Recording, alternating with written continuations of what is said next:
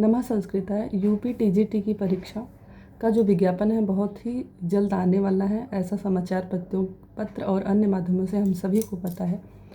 और पेपर भी शीघ्र होगा, ऐसा भी हम सभी लगभग जानते हैं। ऐसे में एक समस्या ये आ रही है कि तैयारी कैसे करें, क्या कोई कोचिंग लें अथवा स्वाध्ययन करें। तो बहुत सारे लोगों ने ये पूछा कौन सी पुस्तक लिए हैं आप, क्योंकि हम भी 4-5 सालों से तैयारी कर रहे थे, तो बहुत सारे लोगों ने हमसे ये पूछा। तो उसके लिए हमने 2-4 वीडियो बनाया और कौन से संस्थान से लिया इसके भी लिए बनाया। और एक प्रश्न और आ रहा था, वो ये कि क्या बिना किसी कोर्स लिए हम तैयारी नहीं कर सकते हैं, बिना कोर्स लिए क्या तैयारी नहीं हो सकती है, और अगर करें तो किस तरीके से करें। तो आज हम इस टॉपिक पर बात करने वाले हैं। तो देखिए, पढ़ना हमें है, ठीक है। हम चाहे जितना अच्छा कोर्स ले लें, अगर हम नहीं पढ़ेंगे, हम कभी ऐप खोल के देखेंगे ही नहीं, कभी अपना किताब लेकर बैठेंगे ही नहीं, तो कोई मतलब नहीं किसी भी कोर्स का। तो सबसे पहली चीज़ तो ये पढ़ना हमें ही है। हम कोर्स लेके पढ़ें और चाहे बिना कोर्स लिए पढ़ें, मेहनत हमें ही करना है। तो ऐसा क्यों नहीं हो सकता कि आप बिना किसी कोर्स के नहीं पढ़ सकते? पढ़ सकते, बिल्कुल पढ़ सकते, बहुत अच्छे से पढ़ सकते हैं। देखिए, एक कोर्स क्या काम करता है कि आपको सहारा देता है, आपके कंटेंट को इजी बनाता है, आप जो पढ़ रहे हैं उसको सरलतम ढंग से प्रस्तुत करता है। देखिए, हम सभी बीए बीएड हैं, तो हमें तरीका भी पता है हमें कैसी चीज़ों को पढ़ना है, ऐसा नहीं कि हमें नहीं पता है। तो यदि आप बिना कोर्स लिए पढ़ना चाहते हैं तो बेशक आप अपनी तैयारी कर सकते हैं। उसके लिए आपको करना क्या होगा कि सबसे पहली चीज़ तो आपको क्योंकि आपने देखा होगा कि संस्कृत की अगर बात करें या अन्य विषय में भी पाठ्यक्रम में कुछ बदलाव हुआ है, कुछ नई चीज़ें जोड़ी गई, कुछ पुरानी चीज़ें हटाई गई हैं। अगर हम संस्कृत की बात करें तो हितोपदेश और आपका रघुवंशम द्वितीय सर्ग, उसके अलावा साहित्य दर्पण, ये 3 पुस्तकें नई आई हैं और कुछ पुरानी हटाई गई हैं। तो अभी तक हमने जो वीडियो बनाया था, हमने बताया था आप लोगों को कि सप्तगंगम ले लीजिए। लेकिन सप्तगंगम के साथ ये है कि अगर आप वो लेते हैं तो आपको उसके लिए जो उसकी व्याख्या है और उसमें जो व्याकरणात्मक टिप्पणियाँ हैं, वो चीज़ें आपको कहाँ से मिलेंगी। तो उसके लिए तो आपको कोर्स लेना पड़ेगा ना। तो आप फिर अगर आप खुद स्वाध्ययन करना चाहते हैं तो आप मूल किताबें लीजिए। जैसे पर मान लीजिए हम गए कि किरातार्जुनीयम का प्रथम सर्ग, तो आप किरातार्जुनीयम का प्रथम सर्ग की पुस्तक मार्केट से ले आइए और ऐसी पुस्तक देख के लीजिए जिसमें संपूर्ण व्याख्या दी गई हो, बहुत अच्छे से उसमें जो चीज़ें व्याकरणात्मक चीज़ें हैं बहुत अच्छे से समझाए गए हो, ऐसी किताबों को आप लीजिए अगर आपको स्वाध्ययन करना है, ताकि आपको जो है जब आप किसी श्लोक को पढ़ें तो आपको वहाँ पर हर चीज़ें उपलब्ध हो जाए, अलग से आपको कुछ ना ढूंढना पड़े। तो इस तरीके से आप जितनी किताबें निर्धारित की गई हैं, चाहे किरातार्जुनीयम प्रथम सर्ग हो, चाहे विज्ञान का चतुर्थ हो, चाहे उत्तराम का तृतीय हो, आपने पाठ्यक्रम अभी तक सिलेबस आपने देख लिया होगा, तो आपको पता ही है कि कौन कौन सी किताबें आपको लेनी है। अगर नहीं देखा तो आप एक बार सिलेबस अपना डाउनलोड कर लीजिए और इसके अकॉर्डिंग जो पुस्तकें साहित्य की बताई गई हैं और व्याकरण की, वो सारी पुस्तकें आप मार्केट से लीजिए। और लेते समय इस चीज़ का विशेष ध्यान रखिए कि बहुत अच्छे से व्याख्या हो और सारी चीज़ें बहुत क्लियर बताई गई हों, उसमें जो व्याकरणात्मक चीज़ें हैं सब कुछ, कवि परिचय सब बहुत अच्छे से उसमें हो, वही पुस्तक आप ले लीजिए। यानी कि प्रमाणित पुस्तकें जो हैं आप ले सकते हैं। यदि हम कहें चौखांबा प्रकाशन की किताबें भी हिंदी संस्कृत के लिए अच्छी होती हैं, तो वहाँ से भी आप ले सकते हैं। तो इस तरीके से आप पहले तो मूल किताबें ले लीजिए अगर आपने तैयारी करना इस बार से स्टार्ट किए हैं तो। और अगर आप पुराने छात्र हैं तो आपको तो ये सारी चीज़ें पता ही होंगी।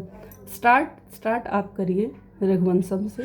रघुवंशम में क्योंकि 70 के ऊपर श्लोक हैं, लगभग 80 के अंदर ही हैं, एग्जैक्ट मुझे याद नहीं आ रहा, 70-78 श्लोक हैं लगभग। तो उसको आप वहाँ से स्टार्ट करिए पढ़ना, उसको पढ़िए और अपनी एक नोट्स अलग से बनाते चलिए, क्योंकि जब एग्ज़ाम का टाइम नज़दीक आता है तो हमको ऐसा लगता है कि सब भूल रहा है, और उस समय उस नोट्स से हम रिवीजन करके ही मजबूत बना, और किसी चीज़ का हम रिवीजन करके ही उसको लॉन्ग टाइम तक स्थिर रख सकते हैं। तो आप अपना नोट्स बनाते चलिए। देखिए, नोट्स बनाने के बहुत सारे फ़ायदे, एक तो एग्ज़ाम टाइम में आपको कम समय में रिवीजन करने के लिए अच्छा होता है। दूसरी चीज़, जब आप पढ़ते रहते हैं और जो उसमें मुख्य चीज़ें हैं, जैसे मान लीजिए एक श्लोक पढ़ा, श्लोक संख्या डाल लीजिए, किरातार्जुनीयम प्रथम सर्ग श्लोक संख्या 1। अब आपने देखा कि वहाँ जो चीज़ें आपको नहीं समझ में आ रही थी, जो शब्द का अर्थ थोड़ा कठिन लग रहा था, उन शब्दों का अर्थ ले लीजिए। और हम तो ये कहेंगे कि आप एक हिंदी अनुवाद भी लिख लीजिए ऊपर, जैसे आप नोट्स बना रहे हैं तो 1 नंबर डाल के उसका हिंदी अनुवाद भी लिख लीजिए और उसमें जो चीज़ें इंपॉर्टेंट है वो लिख लीजिए। जब आप उस नोट्स को दोबारा पढ़ेंगे, यानी मान लीजिए आपने किरातार्जुनीयम का सारे जो है श्लोक आपने पढ़ लिया, ठीक है, आपने 46 श्लोक पढ़ लिए। अब आपको करना क्या है कि अब जो है आपको दोबारा जो आपने नोट्स बनाया उसको पढ़ना है, उसका अनुवाद पढ़ना है।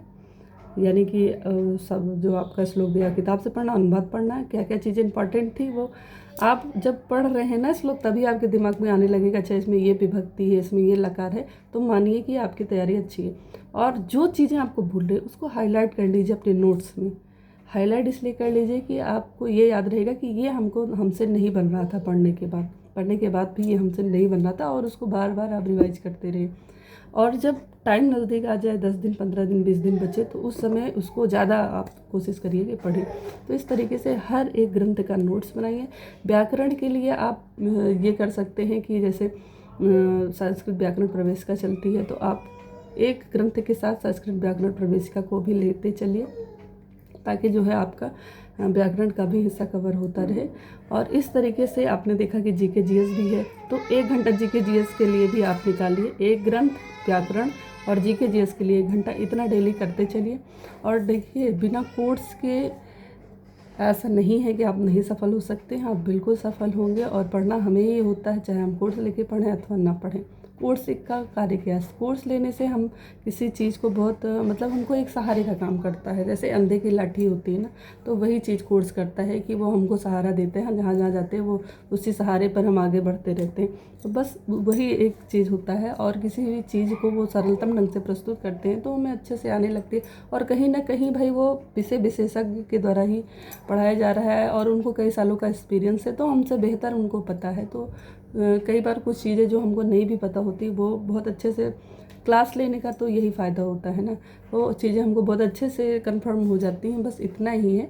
अगर आप नहीं लेना चाहते हैं कोर्स तो आप ना लीजिए। इस तरीके से आप अपनी पढ़ाई करके और जो है सिलेक्शन ले सकते हैं। ऐसा नहीं है कि बिना कोर्स के आज तक किसी का सिलेक्शन नहीं हुआ है, बहुतों का हुआ है। बस पढ़ना हमें ही होता है, चाहे हम कोर्स लेके पढ़ें अथवा ऐसे पढ़ें। तो बस इस टॉपिक पर हमें आप लोगों तक अपनी बात रखनी थी। और ये मेरा खुद का अनुभव है, ये मत मानिएगा कि ये सब चीज़ें सही ही हैं। आपको जैसा लगे आप कर सकते हैं। नमः संस्कृताय, नमो नमः।